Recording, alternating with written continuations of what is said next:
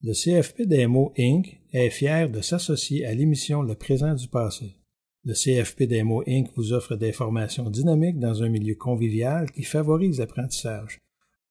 Pour plus d'informations, consultez le site Internet qui apparaît au bas de l'écran.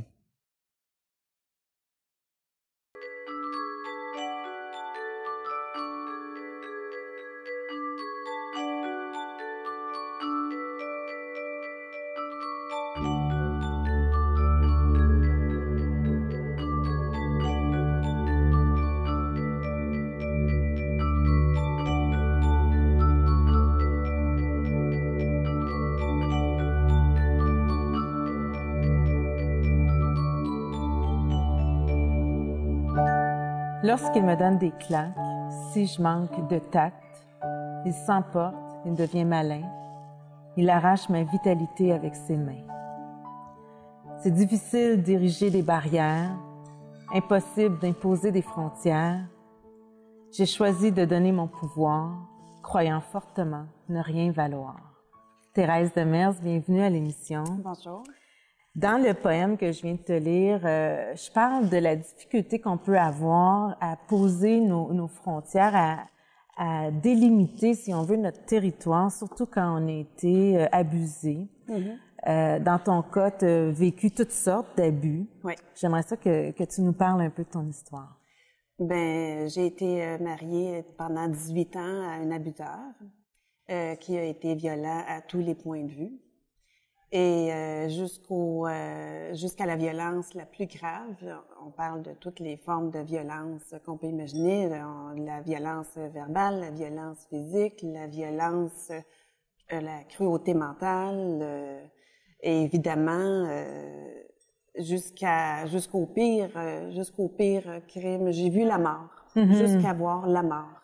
C'est ce et qui à a fait... plusieurs reprises, j'aurais pu voir la mort aussi. C'est ça. C'est ce qui a fait que... Cette journée-là, où est-ce que tu as vu la mort de près, donc on a failli te tuer. Oui. C'est là où tu as choisi que c'était fini, puis que tu appelais 911, puis tu avais besoin d'aide pour te sortir de cette situation-là. Oui. Qu'est-ce qui... dans ton environnement, tu as des enfants aussi. Oui. Tu es quand même resté 18 ans avec cet homme-là. Les enfants ont aussi vu ce qui se passait à l'intérieur de la maison. Est-ce que tu en es arrivé à te pardonner d'avoir fait subir ça aussi à tes enfants? Je dirais que c'est la plus grande partie du pardon est à faire sur moi. Je me suis vue dans leur enfance à plusieurs reprises m'excuser auprès d'eux de ce qu'ils venaient de voir. Mais ça suffit pas à te pardonner tant que tu restes dans la situation de violence. T'as beau demander toutes les excuses, t'as beau aller chercher toutes les aides pendant ce temps-là, tant que tu restes dedans, tu pourras pas arriver à te pardonner. Tu pourras pas arriver à ériger tes frontières, comme disait le poème tantôt. Il va prendre ton pouvoir encore tant que tu restes dedans. Tu pourras pas te le pardonner. Puis... pas plus à lui, là, mais les enfants... il faut sortir du mode victime pour qu'à un moment donné, on accepte aussi. C'est ce que tu me dis. Oui, il faut sortir du mode victime, et t'as beau demander excuse à tes enfants, et tant que t'es dedans... C'est ce qu'ils continuent de voir. C'est ce qu'ils continuent de voir, et c'est les séquelles qu'ils vont continuer à adopter. Parce que pour eux autres, le cercle de la violence, qu'ils le voient ou qu'ils le subissent, ils continuent à l'adopter quand même. Et là, les enfants grandissent et les séquelles vont être de plus en plus graves. C'est comme si ça fait partie du milieu à un moment donné, parce qu'il y a un autre élément qui est important là-dedans que tu me parlais, c'est que au niveau des apparences, ça paraissait pas. Il y a personne qui aurait pu dire on que la vie de glamour, la grosse vie, les voyages, les beaux enfants, tout bien élevés. Écoute, et puis on était dans les apparences. Personne n'aurait pu dire là, je faisais l'envie de la plupart des femmes autour de moi. Je devais penser à moi et avoir une taille de gazelle, être une mère parfaite, avoir des enfants parfaits. Quand tu vis dans la violence, c'est toutes ces pressions-là aussi qui te met. Et tout semble tellement beau autour de ça, là. C'est des gens aussi qui sont dans l'apparence, hein. C'est des gens qui sont handicapés en dedans d'eux et survolent beaucoup plus dans l'apparence que dans les valeurs profondes. Puis est-ce que tu penses que c'est ce qui fait qu'à un moment donné, ça fait partie de la vie des enfants aussi parce que ça semble être accepté, ça semble faire partie de leur vie, fait que c'est facile de répéter ça, c'est facile aussi de se dire ben c'est pas si grave que ça, ce qui nous arrive. Parce que pour l'agresseur, la violence est pardonnable. La violence, pour lui, il l'expliquait toujours comme quoi qu'on la méritait. Ouais, c'est ça. Alors, c'est ce qui est ancré dans la tête de ces jeunes-là. Oui, même les enfants se sentent coupables à un moment donné parce qu'ils ont l'impression que s'ils ont reçu un coup derrière la tête, c'est parce qu'ils le méritaient. Ils l'ont culpabilisé, oui. Oui, certainement.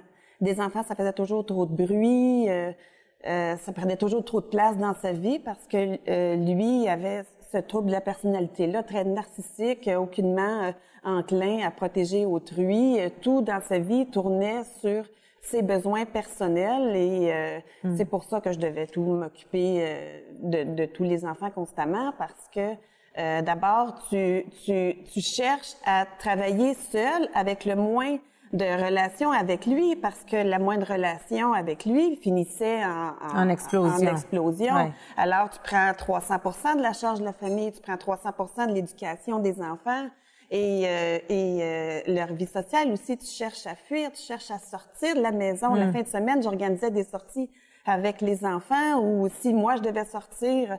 c'est après que les enfants soient couchés parce qu'il y a un mode de protection qui rentre là-dedans. Ouais. Les enfants me demandaient ne nous laisse pas seuls avec lui. Puis les enfants étaient petits puis ils me demandaient ça. Alors moi je couchais les enfants. Si j'avais une sortie à faire, c'était après. Si je devais m'entraîner au gym, je partais à 5h30 le matin parce que pour éviter que ça se passe dans le jour, parce que je me forçais d'être là dans le jour pour éviter et puis prendre en charge les enfants et je prenais en charge en fait à peu près toute leur éducation et leur sortie. De toute façon, c'est quelqu'un qui était très peu enclin à s'investir sur eux. Alors, mais moi, je prenais plaisir, c'était mon bonheur, moi. Et moi, je me ressourçais dans les liens que j'avais avec mes enfants et la difficulté qui vient avec un homme violent, bien souvent, c'est que il devient jaloux du lien que tu déploies avec tes enfants. Et là, c'est là qu'il commence à chercher à démolir ce lien-là. Ah là, il venait de frapper fort. Oui, je comprends. Là, ça venait de frapper fort. Et puis, c'était une façon aussi, je me disais que si il réussissait en plus à détruire le lien que j'avais avec mes enfants, que c'était tout ce qui me restait, ces enfants-là, ils s'identifieraient à qui? Ces enfants-là, qui serait leur lead? Ah là, ils venaient de frapper trop fort. C'est ce qui a fait, d'ailleurs, que tu as choisi de sortir de là aussi parce que tu m'expliquais que quand il s'est mis à frapper les enfants, là, tu as dit ça va faire, moi, je sors de cette relation-là. Maintenant que c'est terminé, que c'est derrière toi, c'est le passé, tu as mis en place ce qu'il te fallait pour sortir de la situation. Quel serait un ou des cadeaux que tu peux facilement nommer, que tu utilises aujourd'hui, dans le présent, puis qui font que tu es bien puis que tu es heureuse? Écoute, le bonheur est arrivé au lendemain que l'homme violent a sorti. On pense, quand on est violenté longtemps, qu'on s'en sortira jamais, et puis il contrôle beaucoup. Il te fait peur, il s'arrange pour que tu aies peur de sortir, si bien que tu restes coincé là longtemps. Mais contre toute attente, au lendemain que l'agresseur est sorti, le bonheur a commencé. Les enfants riaient et jouaient dehors dans la rue alors qu'ils menaient une vie enfermée dans leur chambre, ils ne faisaient plus venir leurs amis. On ne riait pas autour de la table, là.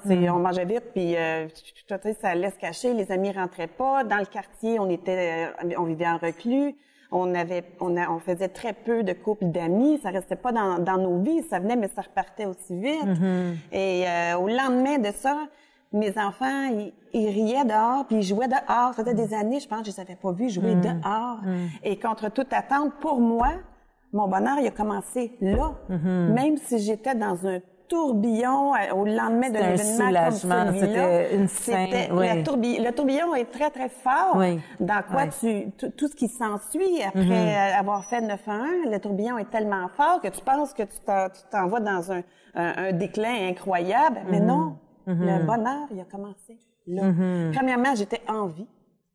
Je regardais j'écoutais les oiseaux chanter, je regarde les fleurs, sont belles. Quand t'es là-dedans, dans la violence, tu t'investis plus sur ton travail. Tu investis tellement d'énergie dans la violence que ce sont dans les peurs, dans un quotidien. Ce sont toujours des couteaux d'épée dans l'eau, des coups d'épée dans l'eau. C'est comme si on a deux choix, nourrir la peur, nourrir la joie, le bonheur. Maintenant, moi, je veux le bonheur. Fait que c'est le bonheur qui transparaît, c'est merveilleux. Écoute, j'ai retrouvé mes amis, j'ai retrouvé... j'ai été capable de m'en sortir, donc je me pince et ça joue très fort sur mon estime de moi aujourd'hui. Donc on retrouve notre valeur, notre dignité, notre estime de soi. Puis en plus, on est capable d'ériger nos frontières. Est-ce que je suis capable d'ériger mes frontières. Aujourd'hui, personne ne retrouve la même Thérèse. Personne ne va douter maintenant des capacités de Thérèse. Même mes enfants, j'ai retrouvé beaucoup d'estime auprès de mes enfants parce qu'ils constatent à quel point ils sont mieux et c'est maman qui a fait ça. J'ai retrouvé ma vie, on a pris en charge notre futur. C'est ça. Notre futur, avant, il était toujours géré et contrôlé en catimini par derrière, des choses, j'avais même pas le droit de savoir est-ce que j'avais un fonds de pension, est-ce que j'avais... maintenant, c'est nous qui gérons ça. C'est nous qui avons décidé dans quoi... On a stationné un jour, on a dit ensemble, OK, dans quoi on s'en va demeurer?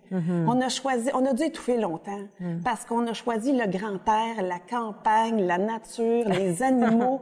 On s'est acheté des chiens, des chats, on a fait du cheval, on a fait... C'est merveilleux. On respire, le décapotable, la campagne. Je pense qu'on a étouffé tellement longtemps, mais aujourd'hui, les amis amènent cette liberté-là qui vous habite et qui va rester. Puis ça paraît à travers vos yeux, Thérèse, des yeux qui sont lumineux. Merci beaucoup du passage à l'émission. Merci, ça me fait plaisir. Merci.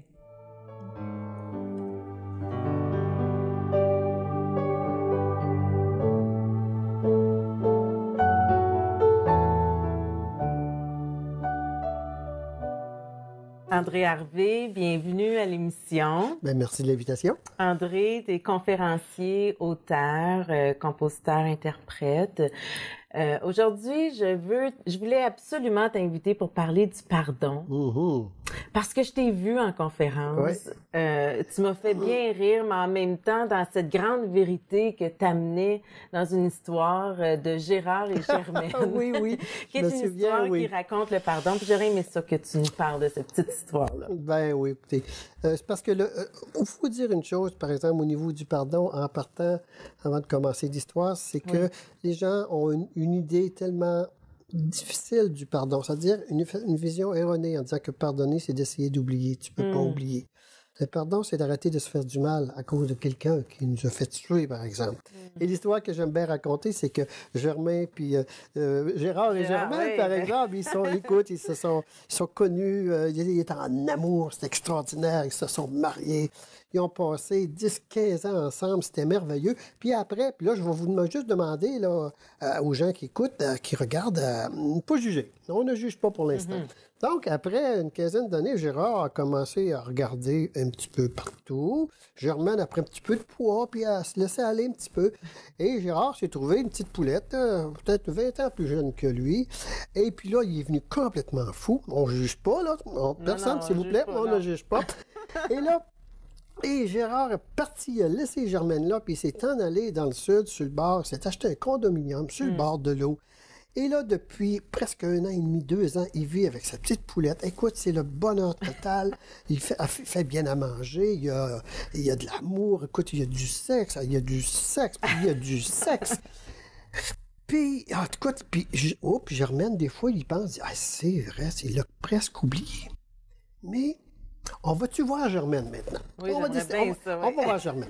Germaine, elle, après ça, on va voir lequel des deux est dans la meilleure. Germaine, quand Gérard est parti, elle s'est acheté un fouet, mais un gros fouet, là, ça de long, avec des pics sur le bout de chaque poil.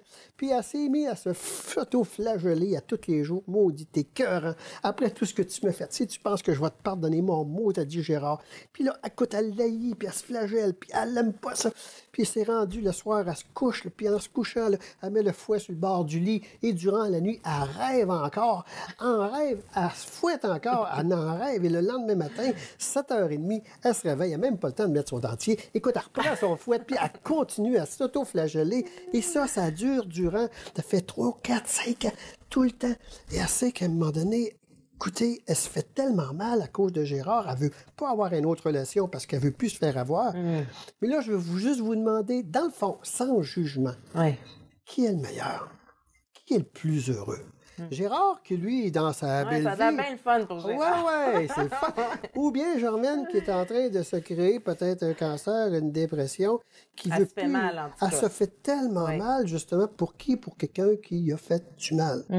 Moi, je dis souvent, la vie est magique et la vie, il y a une justice humaine, mais il y a aussi une autre justice qui fait que, je dis aux gens, arrêtez, il n'y a rien de plus con, de plus fou, de plus inutile que d'en vouloir à quelqu'un, parce que c'est pas à l'autre que tu fais du mal, c'est à toi. Donc, s'il y en a qui se reconnaissent et qui entendent, ceux qui m'écoutent, qui nous regardent actuellement, ben, s'il y a des Germains, il y a des Germains aussi, on parle de Germains, mais il y a aussi des Germains. Oui. Si vous vous reconnaissez, si vous avez un mot à retenir de la conversation, c'est le mot Germaine. Puis à vous demander, est-ce que je suis un petit peu Germaine? Est-ce que ça ne me tenterait pas de reprendre ma vie, d'utiliser cette relation-là où j'ai eu du mal pour repartir avec quelque chose, mais avec moi-même et laisser la vie s'occuper de Gérard. Oui. Au lieu de mettre toutes nos énergies à essayer de changer quelque chose qui ne pourra pas... Tu ne peux pas le changer. Non, vous savez, effectivement. je peux rajouter là-dessus un exemple qu'un de mes amis belges me dit. On discutait du pardon. Il disait, il dit, le pardon, c'est qu'on n'accepte pas notre passé. Il disait, le passé, c'est comme une boule de merde en bouche. Oui. Ou tu l'avales, ou tu la craches. Mais il faut cesser de la chiquer. Chiquer cette petite boule-là, à un moment donné, tu pas une mauvaise haleine. Puis non, mais c'est vrai, au début, tu t'habitues au goût. Et là, tu perds tes amis. Puis à la fin, tu te retrouves tout seul. Donc, arrêtez ça. Arrêtez ça. Puis quand on la recrache, ça veut pas dire non plus qu'on fait comme si rien s'était passé. Oui, exactement. Parce qu'en même temps, de pardonner, c'est pas nécessairement d'oublier. Hey, c'est pas du tout... Écoutez, tu peux pas oublier un événement difficile qui est arrivé. On peut pas oublier un événement dur. Tu peux pas. C'est ce qu'on arrive souvent en thérapie, on va essayer d'oublier ou de chasser de notre esprit. Non! Moi, je dis, le pardon, c'est arrêter de se faire du mal avec cet événement-là. Parce que c'est en plus d'haïr l'autre personne, tu t'haïs toi-même. Donc, n'essayez pas d'oublier. Ça prend un bout de temps. L'acceptation, c'est pas... Tu sais, Gérard, ça ne tente pas de le revoir non plus, là. OK? Accepter la situation.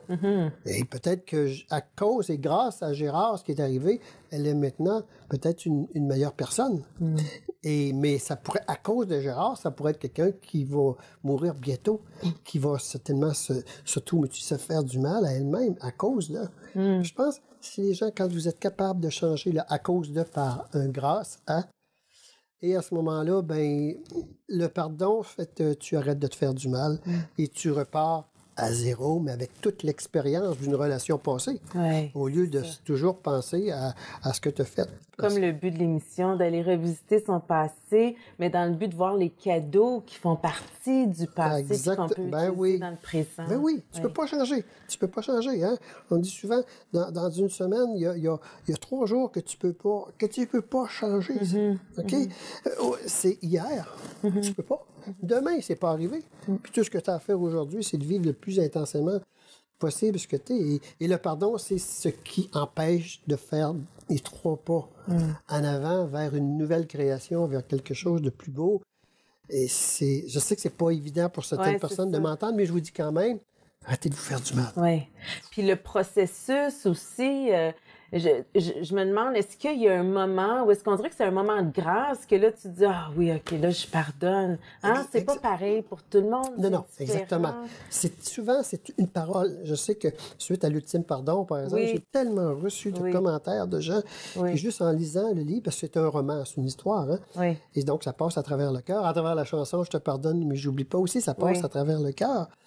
Et les gens, juste, ça fait un mot, puis ils disent « Ah, wow! » Ah ben là, si je dis souvent, toute destruction amène automatiquement une nouvelle création, à la condition de dire oui à la vie. Oui à la vie, c'est de dire je peux pas rien faire.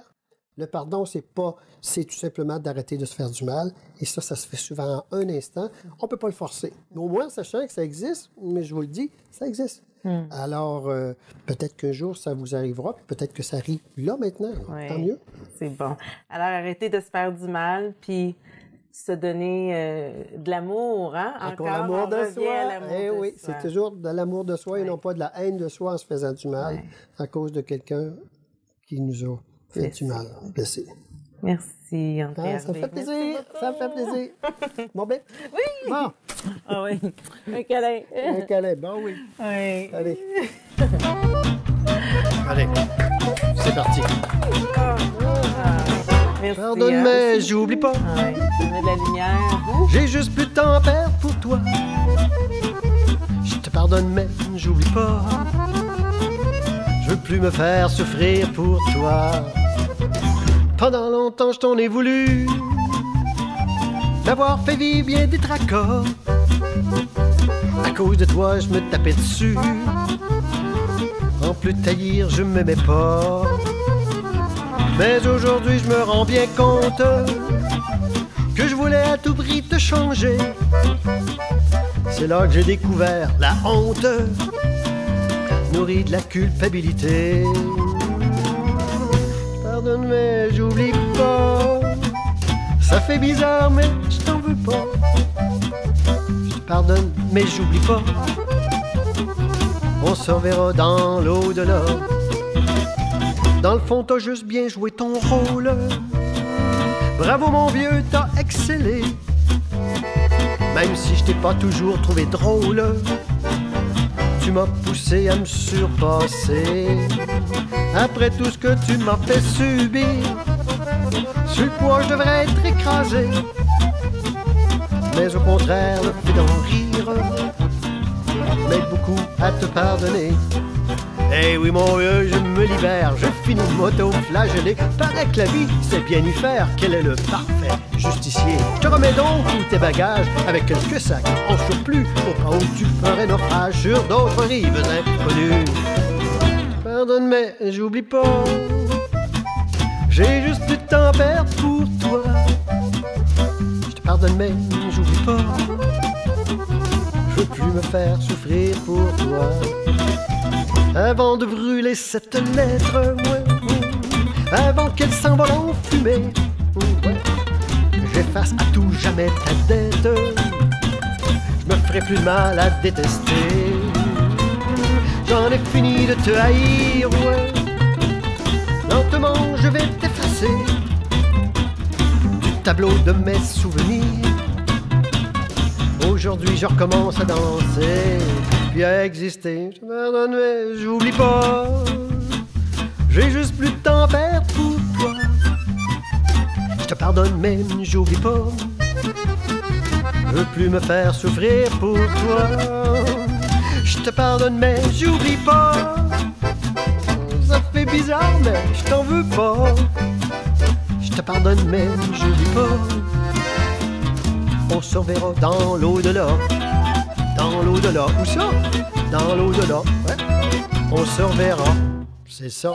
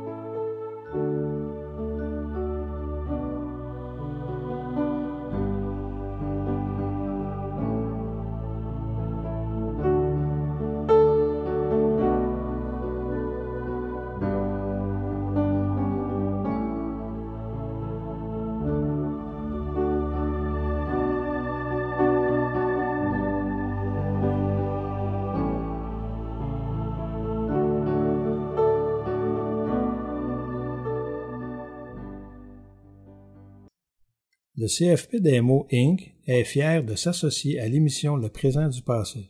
Le CFP DMO Inc. vous offre des formations dynamiques dans un milieu convivial qui favorise l'apprentissage. Pour plus d'informations, consultez le site Internet qui apparaît au bas de l'écran.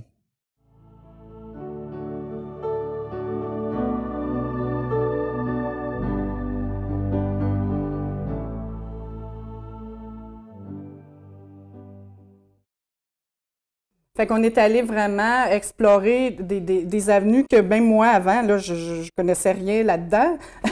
Cependant, pourquoi pas? Pourquoi on pourrait pas avoir 2 ou 3 âmes sœurs?